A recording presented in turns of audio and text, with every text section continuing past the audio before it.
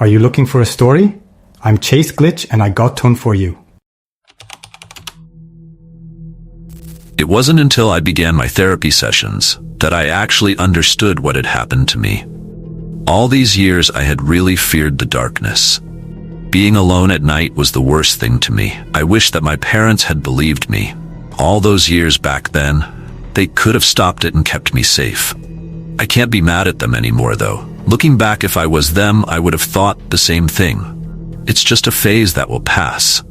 He will get over it soon enough. Every child believes in the boogeyman. If only that was my actual fear. I might have outgrown it or even overcame it. I was about 10 when I first saw the neon black mist. At first the colors sparked my curiosity. I was drawn to it like a moth to a flame. The electrical sparks drew me in and mesmerized me. I've never seen a mist that looked like that. It was nighttime, yet it stood out like its own void. I had seen black holes in my science class. It almost reminded me of one. In the darkness of space, its density stood out. It was the darkness within the darkness, if that makes any sense to you. My curiosity would get the better of me, though. I opened my window to play with it. That was the beginning of my first mistake. Once I opened my window and felt that warmth, it came in, and the nightmare began. The boogeyman. My boogeyman. It now had the power to come and go. At first I couldn't understand it, which now looking back is what took me deeper down the rabbit hole. How something so beautiful could be so horrible. At first it was amazing. We played and it taught me all types of new games that I was eager to learn. That didn't last long though. Some of the games I didn't like. After a while, I couldn't refuse to play those games anymore. When I started to refuse, that's when the nightmare really began. Even now that I'm a man, I don't speak its name. The thought of it alone sends chills down my spine.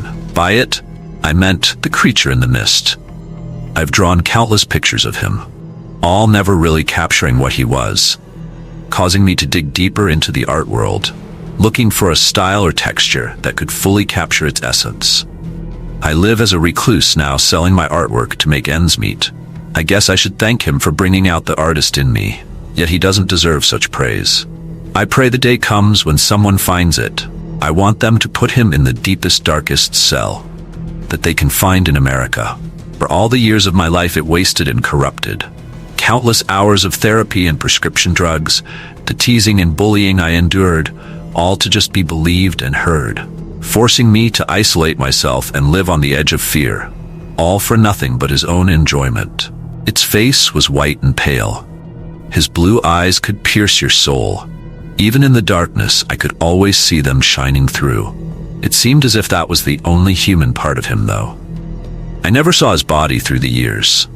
The black cloak it wore usually covered most of its body entirely. Its hands were always covered with leather gloves. But from his grip, I could feel it only had 3 fingers, on the right of what I considered its hands. From its arm came these electric probes. That was the most mystifying thing about the creature. Those probes could bring so much joy or pain. They illuminated the darkness and brought sparks to my room. It used waiters as shoes, yet it never tracked mud or anything into my room. I've tried to set up traps which have backfired and caused me much pain. It didn't take too kindly to any of them. It always knew what I had done or what I was trying to do. That's when those electrical probes would hurt. They sparked and sizzled in the night, roaring as they zapped me over and over again. I tried to scream, but the mist would enter my mouth, filling me up, gagging me to the point I submitted.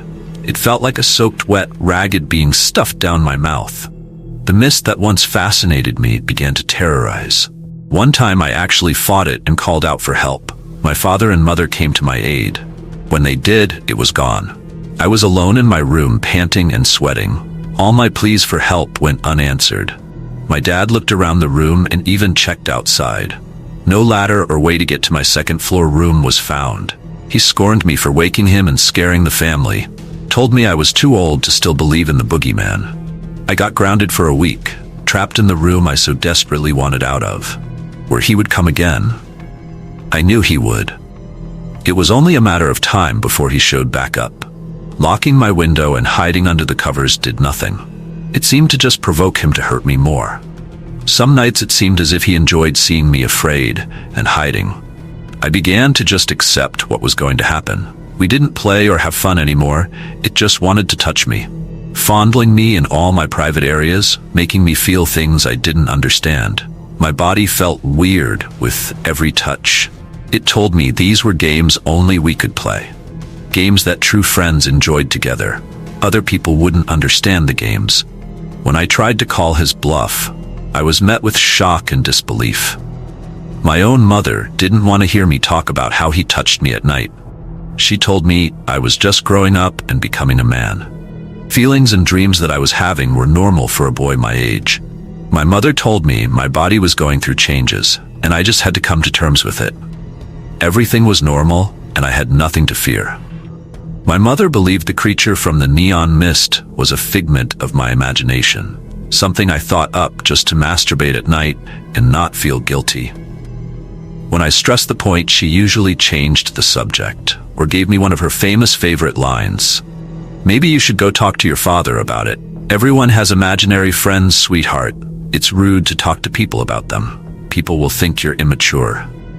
You don't want to be immature, right? You're a big boy now. Go play and say no more about this mist thing, which meant I've heard enough of your lies. Go make Dad deal with it and set you straight. I can't bear to deal with you right now. There were times when she would even get mad and tell me I was causing her migraine to get worse.